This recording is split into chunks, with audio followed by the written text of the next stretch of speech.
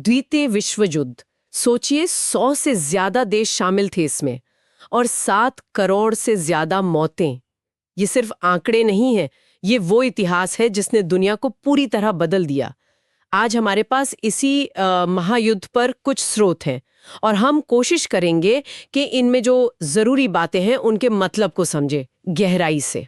हाँ, तो ये स्रोत हमें बताते हैं कि युद्ध शुरू कैसे हुआ, कौन किसके साथ था, असली वजहें क्या थीं, और फिर कौन सी घटनाएं रहीं जिन्होंने सब कुछ बदल दिया और दुनिया पर असर क्या पड़ा।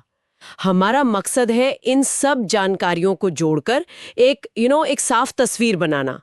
शुरुआत तो होती है 1 सितंबर 1939 से, जब जर्मनी ने पोलैंड पर हमला किया और उसके फौरन बाद ब्रिटेन और फ्रांस ने जर्मनी के खिलाफ युद्ध छेड़ दिया। लेकिन ये सिर्फ इन कुछ देशों की बात तो नहीं थी, है ना? कैसे पूरी दुनिया 2 हिस्सों में बट गई? बिल्कुल। देखिए, मुख्य तौर पर 2 गुट बन गए थे, एकदम साफ। एक तरफ थे धुरी राष्ट्र, जिन्हें एक्सिस पावर्स कहते हैं। इसमें मेन थे जर्मनी, इटली और जापान। इनका लक्ष्य था दुनिया में अपना दबदबा बनाना। और दूसरी तरफ थे मित्र राष्ट्र, एलाइड पावर्स।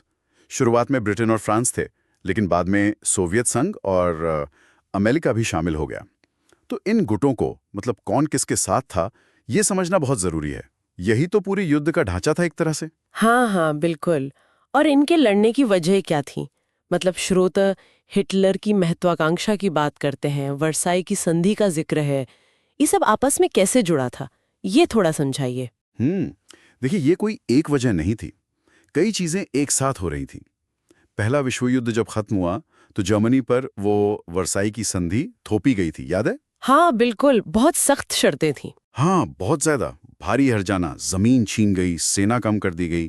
तो जर्मनी में ना एक बदले की भावना पनप रही थी, अपमान महसूस कर रहे थे लोग। और इसी माहौल का फायदा उठाया हिटलर और उसकी नाजी पार्टी ने। उन्होंने उग्र राष्ट्रवाद, विस्तारवाद का नारा दिया, जर्मनी को फिर से महान बनाने का वादा किया। अच्छा। और उधर इटली में मुसोलिनी का फांसीवाद था। वो भी कुछ ऐसी ही विचारधारा थी, तानाशाही, राष्ट्र सबसे ऊपर। और इस सब के ऊपर वो 1930s की भयानक आर्थिक मंदी थी, ग्रेट डिप्रेशन। हाँ, उसका भी असर रहा होगा। बहुत ज्यादा। पूरी दुनिया में लोगों का अपनी सरकारों से भरोसा उठ रहा था, और इसी वजह से हिटलर और मुसोलिनी जैसी कट्टर विचारधाराओं को पैर जमाने का मौका मिल गया। तो ये सब चीजें मिलके एक विस्फोटक स्थिति बना रही थीं, कह सकते हैं। अच्छा, समझ गई। तो मतलब कई सारी वजह थी जो एक साथ काम कर रही थी। हाँ, अच्छा, युद्ध के दौरान वो कौन से मोड़ थे, कौन सी घटनाएं थी जिन्होंने लड़ाई की दिशा ही बदल दी? हाँ, कई अहम मोड़ आए। जैसे 1940 में फ्रांस का इतनी जल्दी हार जाना, कुछ ही हफ्तों में। ये मित्र राष्ट्रों के लिए एक बहुत बड़ा झटका था। फिर 1941 में हिटलर ने एक बहुत बड़ी गलती की। उसने अचानक अपने ही कह सकते हैं उस वक्त के सहयोगी सोवियत संघ पर हमला कर दिया, ऑपरेशन बारबरोसा। अच्छा, ये तो बड़ी अजीब बात है। हाँ, और ये उसकी बहुत बड़ी स्ट्रैटेजिक भूल साबित हुई। इससे पूर्वी मोर्चे पर एक भयानक लंबी लड़ाई शुरू हो गई।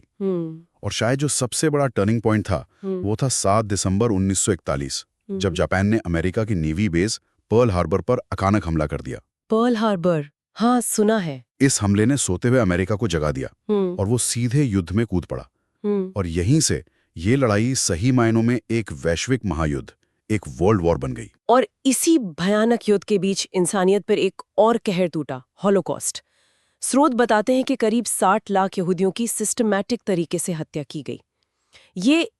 ये कैसे मुमकिन हुआ? ये नाजी विचारधारा का सबसे घिनौना, सबसे भयानक नतीजा था। हिटलर और नाजी लोग यहूदियों को नस्लीय तौर पर कमतर मानते थे। वो उन्हें जर्मनी की हर समस्या के लिए जिम्मेदार ठहराते थे।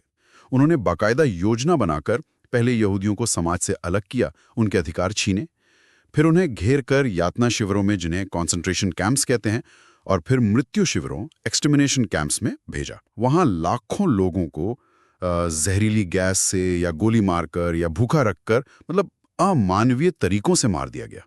रोंगटे खड़े हो जाते सुनकर। और ये सिर्फ यहूदियों के साथ नहीं हुआ।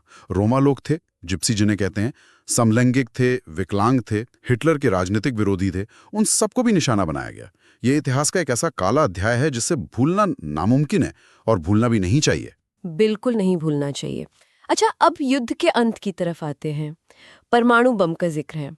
अगस्त 1945, हिरोशिमा और नागासाकी, क्या ये वाकई जरूरी था? ये एक ऐसा सवाल है जिस पर आज तक बहस होती है।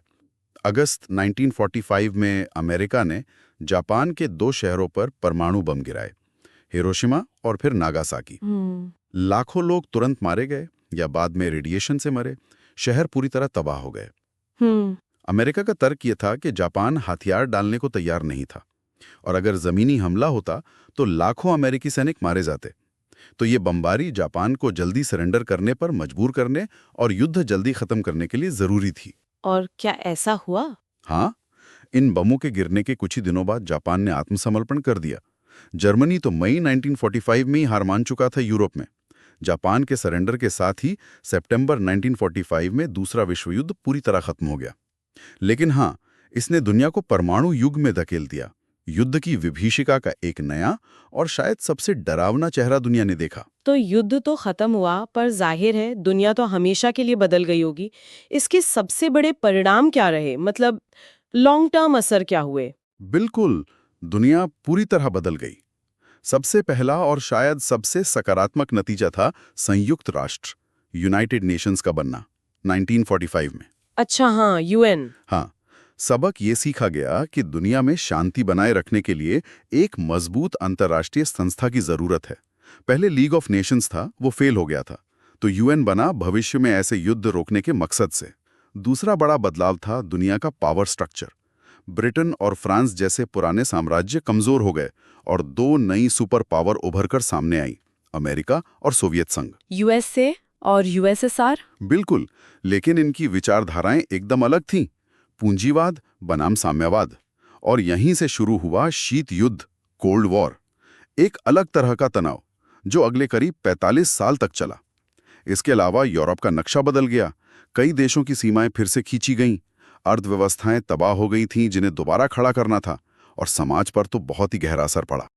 तो अगर हम सारी बातों को संक्षेप में देखें, 1939 में पोलैंड पर हमले से शुरुआत हुई। 1945 में जर्मनी और फिर जापान की हार के साथ ये महायुद्ध खत्म हुआ। 2 गुट थे, धुरी राष्ट्र और मित्र राष्ट्र। वजहों में वर्साय संधि का गुस्सा, नाजीवाद, फांसीवाद का उदय, आर्थिक मंदी, ये सब शामिल था। फिर पर्ल हार्बर ने अमेरिका को युद्ध में खींचा, हॉलोकॉस्ट ने इंसानियत को झकझोर दिया, और परमाणु बम ने युद्ध खत्म तो किया, पर एक नया खतरा भी पैदा कर दिया। और नतीजा? संयुक्त राष्ट्र बना और शीत युद्ध शुरू हुआ। मतलब ये सिर्फ तारीखें और घटनाएं नहीं है, ये पूरी दुनिया के बदलने की कहानी है। बिल्कुल सही कहा आपने।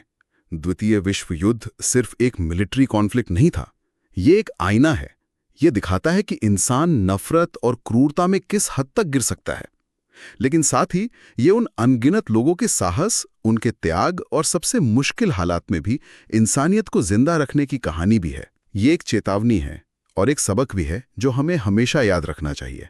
और शायद जाते जाते सोचने के लिए एक बात छोड़ता हूं, वो 6 साल जो युद्ध चला 1939 से 45 तक, क्या उसकी गूंज, उसका असर आज भी इतने दशकों बाद भी हमारी दुनिया में किसी न किसी रूप में सुनाई देता है? क्या आज के जो अंतर्राष्ट्रीय झगड़े हैं, सीमा विवाद हैं, या जो राजनीतिक विचारधाराएं हैं, उन पर उस युद्ध का कोई अनप्रेडिक्टेड, अनसोचा असर अब भी बाकी है? सोचने वाली बात है।